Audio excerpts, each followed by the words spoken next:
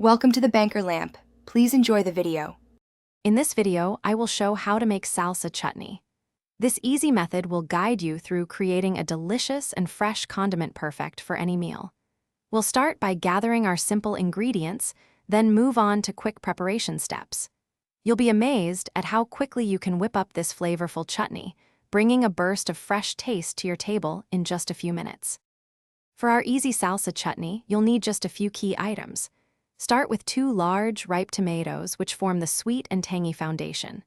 Next, grab 1 medium red onion, finely diced to add a delightful sharpness. Don't forget 1/2 cup of fresh cilantro, chopped, for that essential herbaceous note. Finally, 1 jalapeno, deseeded for a milder flavor or with seeds for extra heat, completes our core ingredients. Now, let's enhance those flavors and bring everything together. Squeeze the juice of 1 fresh lime into your bowl. This adds a wonderful brightness and acidity. For a touch of warmth, stir in 1/2 teaspoon of ground cumin.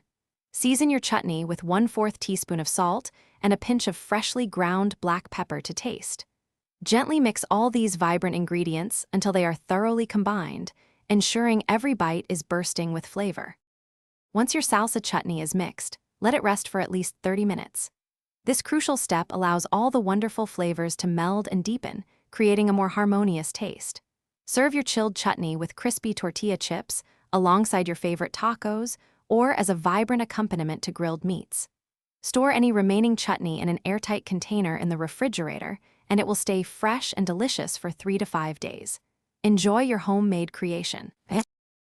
Thanks for watching. If this was helpful, leave a like and consider subscribing. See you next time.